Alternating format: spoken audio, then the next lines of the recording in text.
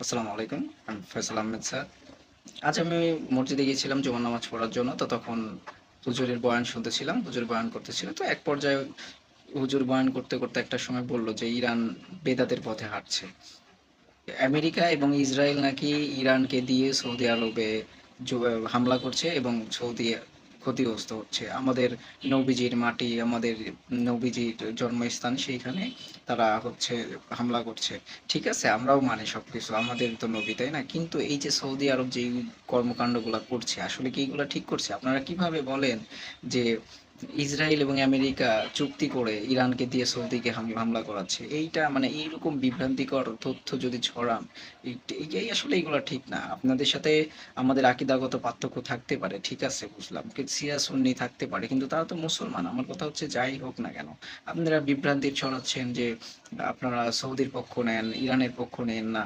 আবার দেখছি যে কি একটা মানে আমাদের সমাজ ব্যবস্থা শুরু হয়ে গেছে। ওইখানে যারা মুসল্লিরা ছিল তার ম্যাক্সিমাম বলতেছে হ্যাঁ, হ্যাঁ, ঠিক, ঠিক। কিন্তু আসলে আমাদের জ্ঞান যে এতটা দুর্বল হয়ে গেছে, আমাদের ঈমান যে এতটা দুর্বল হয়ে গেছে, আমাদের নিজেদের মধ্যে নিজেরা ভাগ হয়ে যাচ্ছে। একে অপরের সাথে এ দিচ্ছে এক ফতোয়া, ও দিচ্ছে এক ফতোয়া, ঠিক আছে? কিন্তু আমরা এইখান থেকে বেরিয়ে আসি। আমরা অ্যাজ এ মুসলিম হিসেবে আমরা চাই যে দেশ পৃথিবীটা শান্তিতে থাকুক। কিন্তু এই যে আপনারা যেভাবে বিভ্রান্তি ছড়াচ্ছেন, আসলে এটা ঠিক না। আকিদাগত পার্থক্য, মতের অমিল সবকিছুই ঠিক আছে। কিন্তু এই যে বিভ্রান্তিকর পরিস্থিতিতে মানুষকে ফেলছেন, আবার তারা মুসল্লিও বলছে হ্যাঁ, হ্যাঁ। এই দিক থেকে আমরা বেরোয় আসি, ঠিক আছে? আর বেরোয় না আসতে পারলে আমাদের মধ্যে এরকম মতবিরোধ, ঝগড়া, বিবাদ থাকবেই। আমরা চাই যে আমরা শান্তিপূর্ণভাবে বসবাস করতে। আবার দেখুন, ইস আমাদের মিডল ইস্টে যে কয়টা কান্ট্রি আছে, প্রত্যেকটাই হচ্ছে আমেরিকার গোলাম।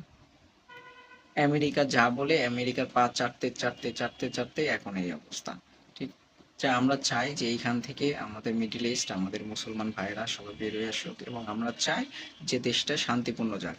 আমরা চাই আমাদের দেশের মুসল্লি ইমাম যারা আছে এইরকম বিভ্রান্তিমূলক তথ্য না ছড়ায় পরিপূর্ণভাবে ইমান এনে যেন আমরা সমাজের ভালো হয় এমন চিন্তা করে বয়ানগুলা করা উচিত।